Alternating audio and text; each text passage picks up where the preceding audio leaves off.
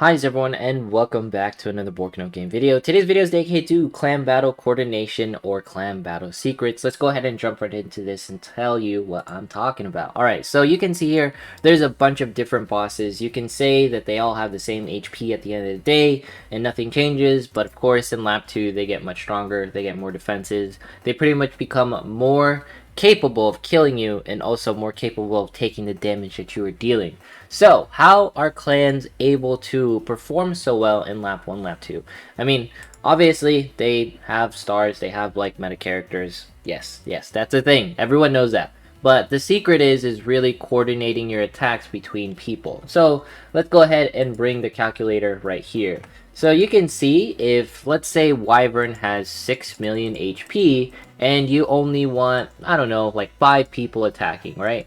Then you will have to deal 1.2 million damage to the Wyvern, which I think is currently impossible. But what this is trying to show you is that if you can get 5 people to deal this amount of damage, then you will lower the amount of runs that you're going to be attacking Wyvern.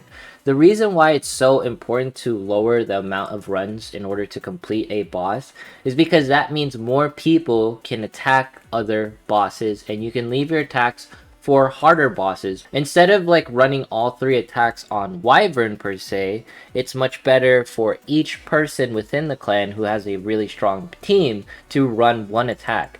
That way, you have 1 really strong attack on Wyvern, you have other strong attacks on Wild Griffin, and then let's say you have your weak attack saved for Twin Pigs. Why do clans do this? This is so that no attack is ever wasted and your clan score is as high as is possible. Because let's say a weak person is trying to attack Twin Pigs, right? Or Cyclops, for example. They couldn't attack Wyvern or Wild Griffin. What happens here is that, your stronger members could have dealt like 200, 500, whichever amount of like numbers that they can deal to the boss in higher intervals could have been done here instead of in Wyvern. Because of course, killing Wyvern, killing Wild Griffin, it's hard, but it's not to the point of killing these 2 bosses at the end just because they have more HP. That's really what it comes down to. And if you can coordinate your attacks like this, you pretty much save the trouble of have your weaker members trying to figure out the best team forward. Because for example, like these teams, like the ones we suggested, not everyone has like, for example, Mimi and Shinobu at like 3 stars or something, right? Some people just have them at 2 stars and they might not work out for the situation. So this way you can have your weaker members do at least some damage versus everyone, all the strong members dishing out the strong damage at once, because it sort of leaves a huge gap of imbalance within the clan as you're going through the different bosses, right? And the next tip, and this is to pretty much not trigger anti-cheat, right? Because the anti-cheat system is of course sort of wonky right now. Let's go ahead and go into dungeon, right? So I know it's not a very clear example of what's going to be occurring, but let's say, this is clan battle for example's sake. So there is 450,000 like HP on this boss, and let's say I can't defeat it for whatever reason, or there's a phase where it's like, oh, there's an enrage mode. What happens is like, let's say 10 people that can deal 45,000 damage attack at the same time against the Arch Guardian, right? The system sees, oh, you're not supposed to deal 450,000 damage to this boss right from the get-go. You're only supposed to deal like, 45,000. The system sees that as a false positive hack, because within the seconds people were attacking, there was a huge jump in numbers on that clan. It just sees like the clan dealing that damage. So what happens is the anti-cheat is like, oh, we flagged this account because they dealt so much damage within that time span, it doesn't make sense. Therefore, we're going to not count that as damage. So what happened was, when we were pretty much facing Minotaur, this is what a lot of clans would try to do, is there was an enrage mode. 10 mil HP, something like that, right? Because after you pass the 50% HP threshold, he becomes enraged.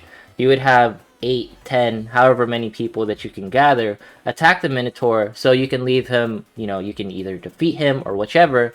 But the thing is there was seconds between those attacks, and the system doesn't get that it's seconds between. It just saw it as a really large attack against the boss, hence why it flagged it. and hence why people lost damage on the clan battle, right? Of course, this is just my assumption. It could have been part of the overkill system, but the overkill system is sort of built in. Against Minotaur, who's like a very difficult boss, and if you deal like 10 mil damage or something within seconds apart of each other, yeah, that's gonna look very sus. So moving forward, I don't recommend people to attack within seconds apart of each other, you know, like multiple people. Try to stagger your attacks, except for overkill, right? We'll talk about overkill later, but try to stagger your attacks, you know, between 5 minutes. I wanted to showcase this video in case people were wondering, how are these clans dealing so much damage? They're just acting in a more coordinated fashion. They're collaborating on their teams. They're trying to help each other out and fill in for each other's weaknesses, and hence why people love clan battles so much and they want it to perform accurately. And I know, like, you know, the seconds in between attack thing needs to be fixed, but let's go ahead and cover other things. So let's go ahead and actually explain the purpose of overkill.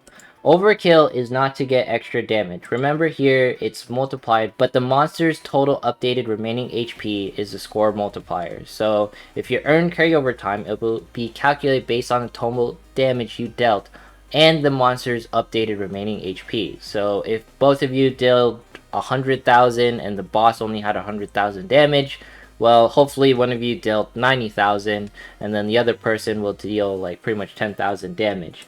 The purpose of it is so that your team that fought Wyvern will be set up to actually kill Griffin or deal high amounts of damage.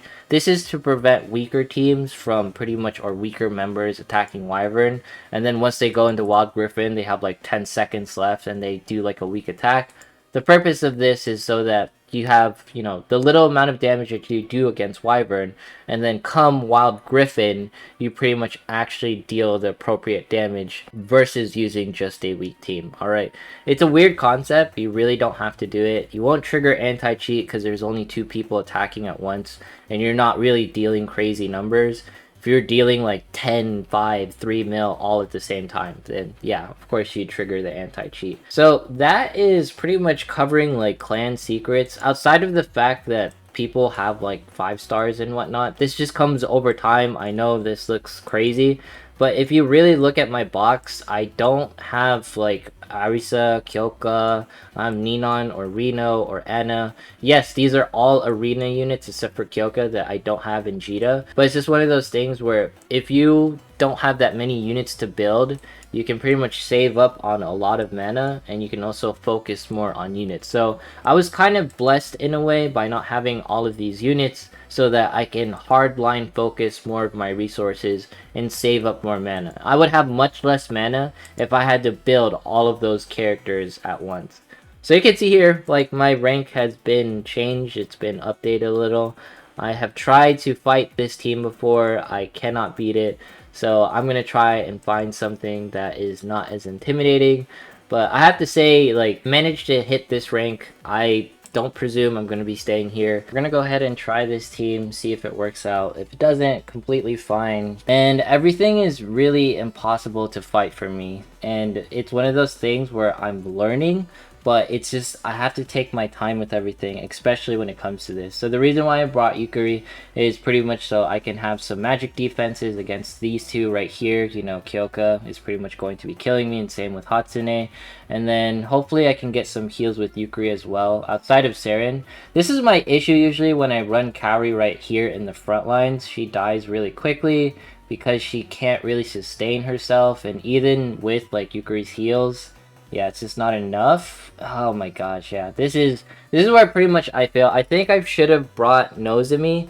Nozomi would have been much better. If I want to fight this team again, if I have some time. I don't think Yukari was okay, but she doesn't feel like she helped. Alright, I might be able to take my words back here, but I'm not sure. Yukari can tank at 5 star, so yeah, no, it didn't work. I think if I brought Nozomi, it would have been a little bit better. I'm not sure if Kaori was the play, even at 5 star, right? Alright. Oh man, this is so close. This is so close.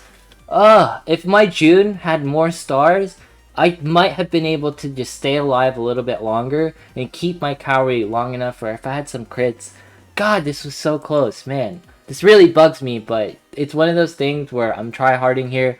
just because I'm having some fun in arena. Let's go ahead and do some princess arena. I haven't had too much luck with this. If you're wondering, my highest rank is like 700. This is one of those things where this is soft launch bracket and everyone goes really hard. These are the teams that we're going to be running against this. Let's go ahead and see what we can do with it. I'm trying my best in arena. This is something that I'm dabbling in so that I can get better. One of the methods that I've been pretty much employing to get better in arena is just creating a log. This is a section within the Google spreadsheets in order to pretty much get better in it. And when it comes to like clan battle coordination, it's really up to you whether you want to do it. It's also very min-maxy. The purpose of me sharing it is just to show the insight of the lengths that clans pretty much go through in order to deal such crazy amounts of damage in order to perform as well as they do. Because it's funny that, you know, you can have 5 stars, you can have the best units in the game, but really what separates you apart from everyone else is the coordination, the amount of effort when it comes to building teams. That's the thing that's really going to make your clan shine, and saving your attacks for specific situations, because each attack calls for a specific situation. Like, you don't want to bring Kokoro face tank on every single team if Kokoro dies or if someone dies and you deal less amount of damage, right? Alright, so we might be able to pull it off with this team. We have 20 seconds left. Of course, I would love to run this team, you know, in arena, but it's just one of those things where this person didn't have like stuff built out, so I got lucky trying to find him. Arena is also like one of those things where you just find like those little tidbits of information where it's like, oh, like I can exploit these situations because stars and stuff, right? But good luck to everyone participating in clan battle. You know, best of luck to you. I hope everything goes well. This time, we're definitely going to be a lot more laid back, I think, in the clan. I don't know if we are going to try and pull off overkill. It's just one of those things where I want us to do it the way other players do it. Alright, so we managed to get like the victory right there. I'm super happy with that. So I'll be updating like the clan battle stuff with other coordination like ideas in case folks are wondering. And of course, I'll post videos for each bosses as we're flowing through, you know, clan battle and all that stuff, right? Anyways, if you made it this far in today's video, consider subscribing, dropping a like, leaving a comment, follow me on Twitch, follow me on Twitter. Once we have 17,500 subs, we'd be doing a giveaway. Might do a live stream later today. Anyways, thanks so much. Have yourself a fantastic day, and I will see you in the next one.